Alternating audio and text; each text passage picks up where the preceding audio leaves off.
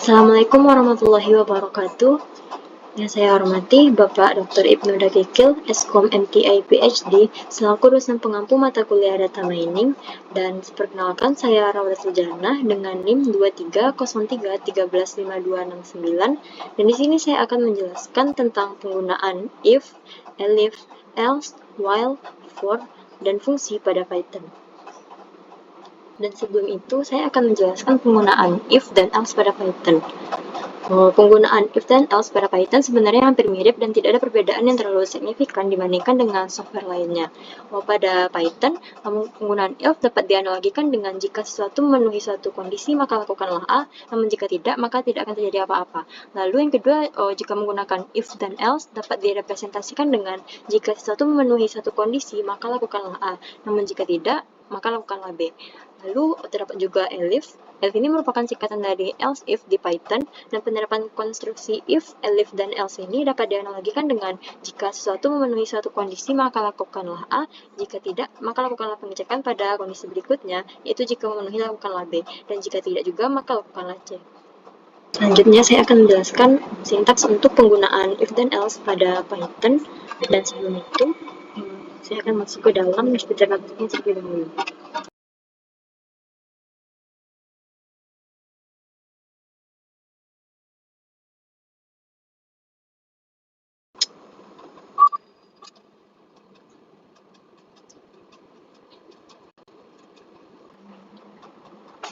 Sekarang saya akan menjelaskan sintaks untuk penggunaan if dan else pada Python. Misalkan terdapat satu variabel G yang bernilai 7. Jika G sama dengan 7,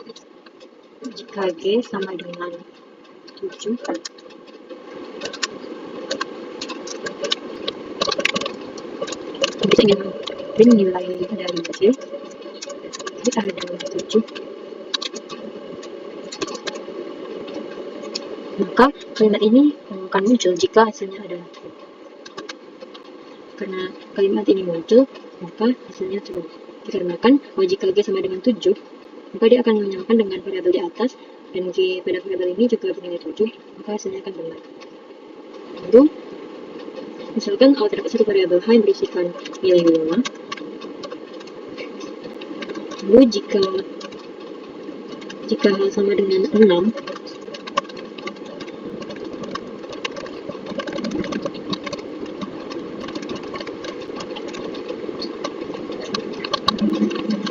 else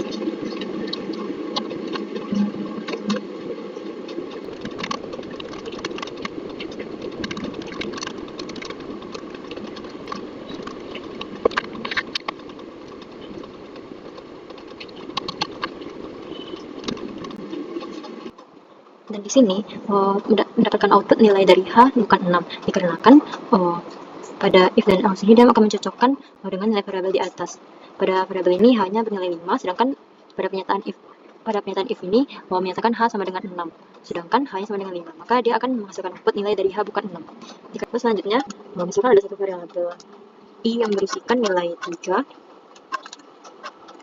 dan jika I sama dengan 5,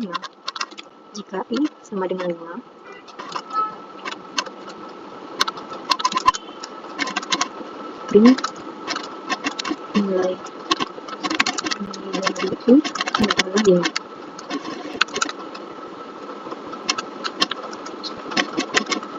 Elif I besar dari 5,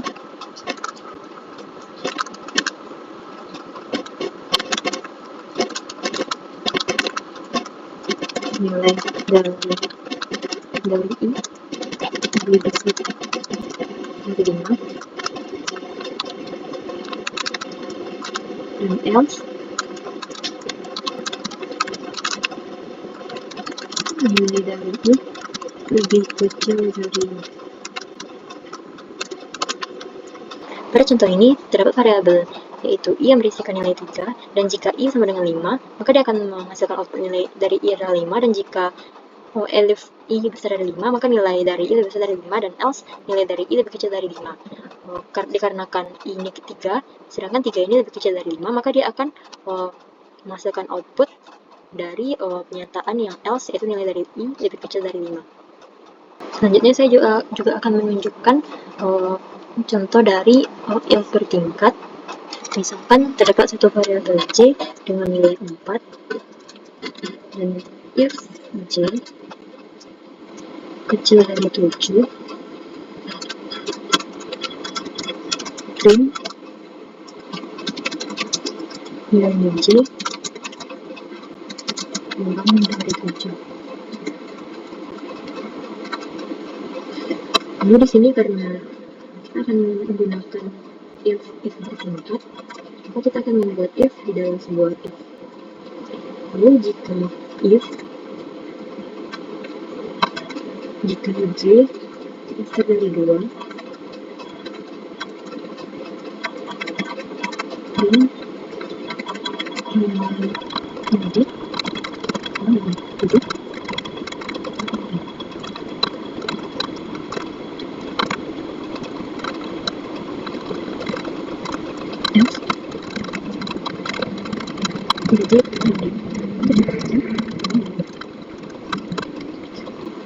Dan dikarenakan if ini bertingkat, maka dia akan menghasilkan dua output seperti ini. Karena variabel j ini bernilai 4, dan jika j kecil dari 7, maka dia akan print nilai j kurang dari 7, karena 4 kecil dari 7. Lalu juga terdapat if di dalam if, dan jika j kurang dari 7 dan lebih dari 2. Dan jika j lebih besar dari 2, maka nilai j itu kurang dari 7 dan lebih besar dari 2. Selanjutnya saya akan masuk kepada looping yang pertama, yaitu while. While pada Python adalah sintaks yang digunakan untuk eksekusi perulangan selama ekspresi benar, dan di bawah ini adalah struktur atau sistematika sintaks dari while. Lalu pada while ini juga terdapat else, itu else comment, sama seperti if dan else. Untuk sintaksnya, misalkan terdapat satu variabel dengan nilai 0, lalu ketika k kecil dari 10, kita ingin melakukan perulangan hingga k kecil dari 10, hingga nilai variabel k kecil dari 10, dan juga kita ingin menambahkan setiap k itu dengan 1. Lalu jika k di print, maka akan terdapat perulangan. Di sini terdapat variabel k dengan nilai 0, maka setiap k itu akan ditambahkan 1. Misalkan dimulai dari 0 ditambah 1 maka 1, 1 ditambah 1 maka 2, hingga k kecil dari 10. K kecil dari 10 sama dengan 9, dan jika 9 tambahkan 1 maka dia akan berhenti hingga sampai 10. Pada while ini terdapat dua perintah tambahan, yaitu break dan juga continue. Yang pertama kita akan melihat contoh untuk yang break. Misalkan terdapat variabel k yang bernilai 6, dan ketika k kecil dari 10, nilai k ditambah dengan 1, dan jika k sama dengan 4,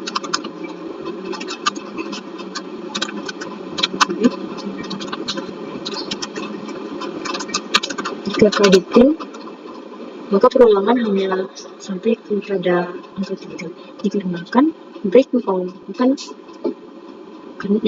ini menghentikan perulangan pada kondisi yang tidak ditentukan. Di sini kita menentukan jika k-nya sama dengan 4, maka dia akan break atau berhenti. Lalu untuk continue, misalkan dapat variabel k bernilai 0, dan ketika k kecil dari 10, nilai k tambah dengan 1, jika k sama dengan 4,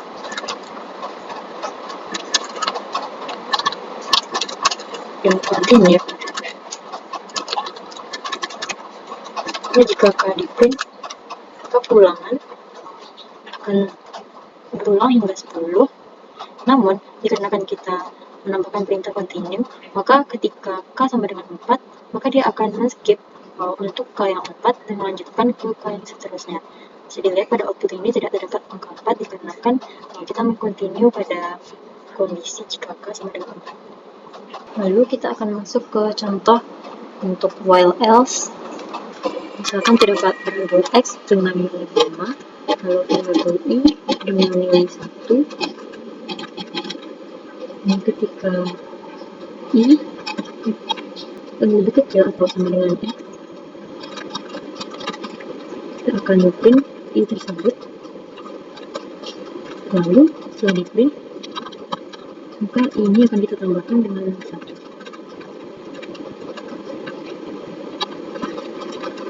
Dan else,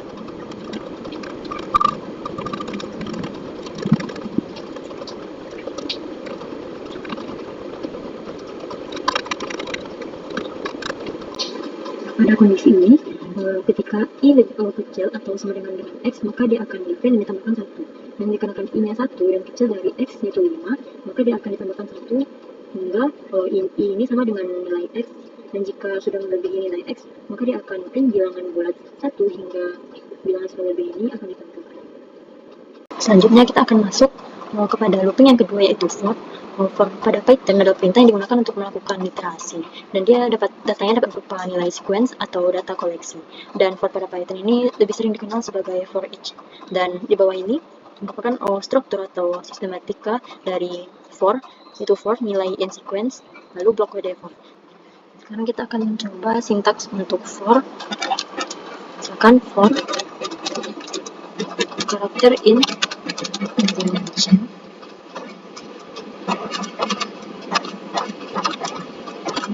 Jika kita print karakter ini, maka dia akan menampilkan Indonesia. Dia akan menampilkan setiap karakter Indonesia. Dan jika kita ingin membuat list menggunakan Inggris, maka kita menggunakan yang sedikit.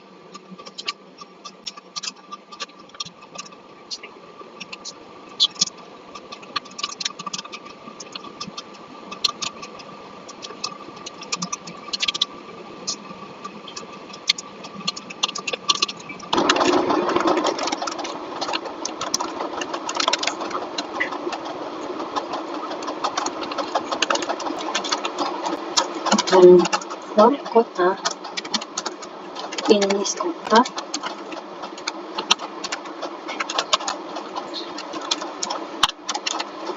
dan jika kita print kota, maka dia akan menampilkan list dari elemen-elemen yang kita buat pada variabel list kota. Lalu juga dapat kasus yang sama, kita memiliki list kota. Dan jika kita ingin memberikan nomor untuk setiap kota ini, kita dapat membuat dengan for i kota in enumerate list kota. Kita dapat print i dari untuk nomor pada kotanya, lalu kota, maka akan terdapat nomor untuk tiap kotanya. Karena pada Python ini setiap indeks itu dimulai dari 0, oleh karena kita tidak mendeklarasikan i ini dimulai dari mana, maka dia akan otomatis mulai dari 0. Pada for ini kita juga dapat menggunakan tuple, sama halnya dengan list kota. Dia hampir mirip, cuman bedanya pada kurung. Jika menggunakan list, maka dia menggunakan kurung siku, dan jika kita menggunakan tuple, kita dapat menggunakan kurung biasa. Selanjutnya kita masuk pada perintah tambahan untuk for, yaitu range. Misalkan in range 3.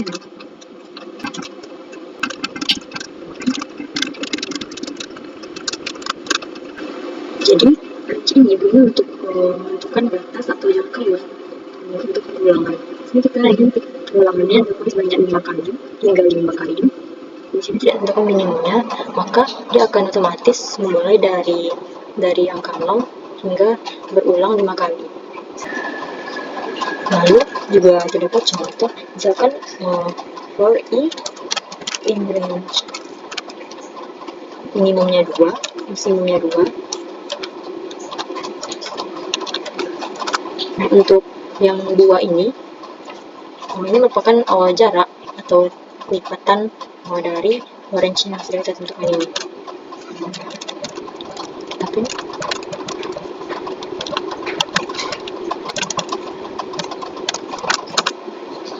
Karena kan kita menentukan minimumnya 2, maka dia akan dimulai dari 2 dan maksimumnya 12. Dan ini kita menentukan dia kelipatan 2, maka dia akan otomatis setiap ini akan bertambah 2 hingga maksimal dari range-nya.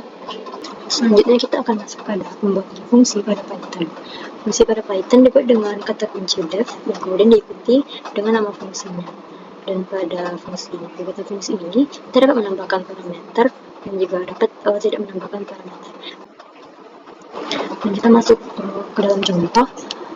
Misalkan def luas segitiga, lalu terdapat parameter alas dan tinggi, dan jika luas merupakan alas dikali tinggi dibagi 2, maka luas segitiga sama dengan hasil dari perkalian luas ini. Dan jika kita masukkan di sini luas segitiga, misalkan alasnya 5 dan tingginya 7, maka dia akan berhitung misalkan di atas lagi menghasilkan 17,5.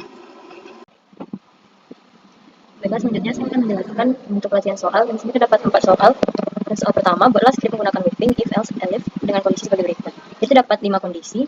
Dan jika kita ingin membuat if, else, dan elif, kita dapat membuatkan def lalu menggunakan fungsi, misalnya ucapan waktu dengan parameter waktu. Lalu pada kondisi pertama, jika waktu menunjukkan lebih atau sama dengan 3 dan kurang dari 12, maka tampilkan ucapan sangat lagi. If 3, jika waktu kecil dari 3 atau sama dengan 3 dan kecil dari 12, maka return selamat pagi. Dan kondisi kedua, jika waktu menunjukkan lebih atau sama dengan 12 atau kurang dari 15, maka ditampilkan ucapan selamat siang.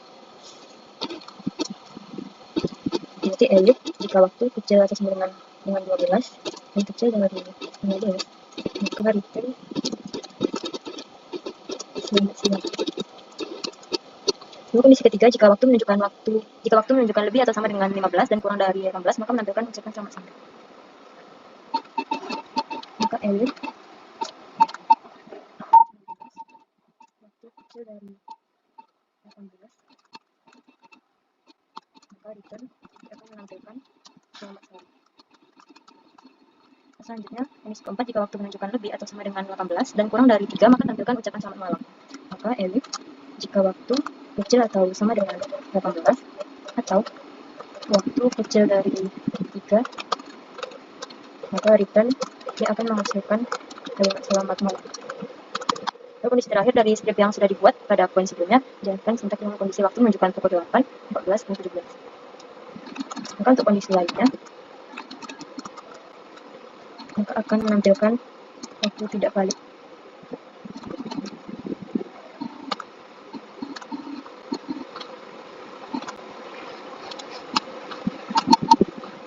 Lalu kita uji dengan jam 8, 14, dan juga 17 menggunakan for, jam in, menggunakan kurung berawal, 18, jam 14, jam 17, dan kita print jam.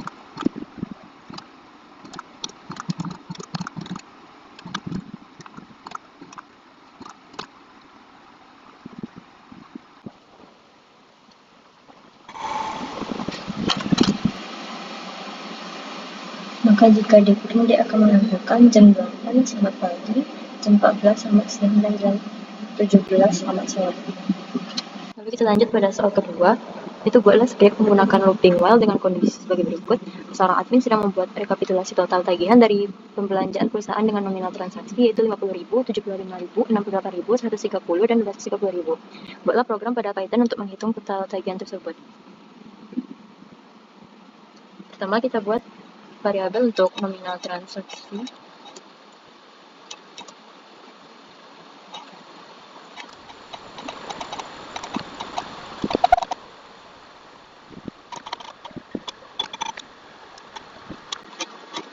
Lalu kita buat variabel i dengan nilai 0 dan variabel total dengan nilai 0. Dan ketika i kecil dari nilai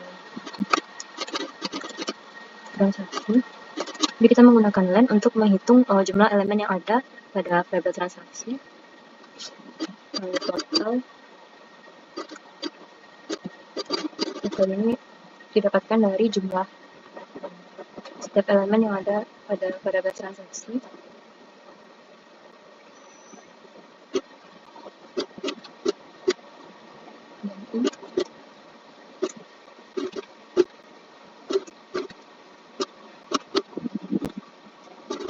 Dan kita print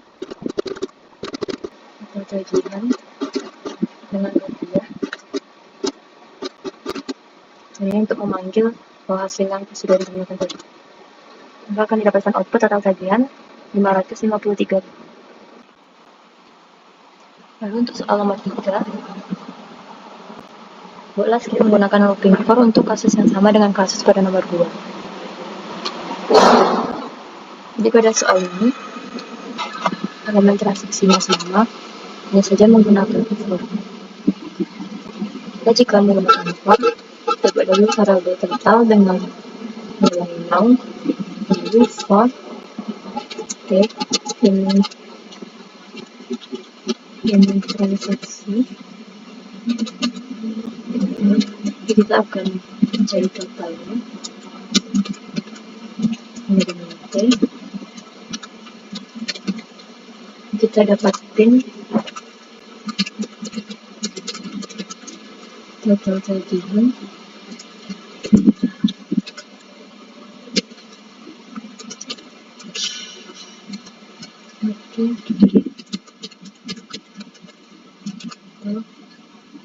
dia menghasilkan output yang sama dikarenakan untuk kasus yang sama hanya saja menggunakan cara looping yang berbeda. Nanti kita lanjut pada soal terakhir. Pada nomor 4 ini buatlah fungsi pada Python untuk kasus-kasus yang ada, yaitu luas persegi, luas lingkaran, luas trapesium, volume kubus, dan volume balok. Yang pertama yaitu luas persegi. Dikarenakan luas persegi ini yaitu sisi kali sisi, maka pada fungsi kita menggunakan parameter sisi. Lalu return, kita buat untuk rumus luas persegi yaitu sisi dikali sisi. Lalu yang kedua yaitu luas lingkaran.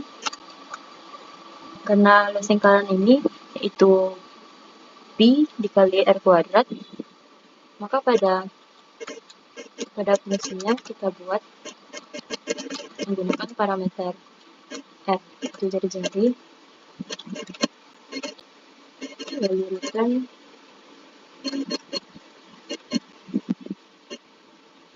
pi dikali r dikali r. Lalu yang ketiga yaitu luas trapesium. Untuk luas trapesium, rumusnya itu setengah dikali A ditambah B dikali tinggi.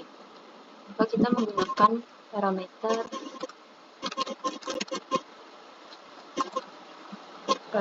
A, B, dan T. Lalu return 0,5 dikali A ditambah B lalu dikali dengan tinggi. Untuk volume kubus, rumusnya itu sisi dikali sisi dikali sisi. Maka pada volume kubus ini kita menggunakan parameter sisi sama seperti persegi. Tapi bedanya pada return ini, sisi kita kali sebanyak 3 kali. Lalu yang terakhir itu volume balok. Rumus volume balok yaitu panjang dikali lebar dikali tinggi. Jadi pada volume balok ini kita menggunakan parameter panjang, lebar, dan tinggi. Lalu return panjang dikali lebar dikali tinggi. Lalu untuk menghasilkan outputnya, maka kita buat sintaks untuk uji cobanya.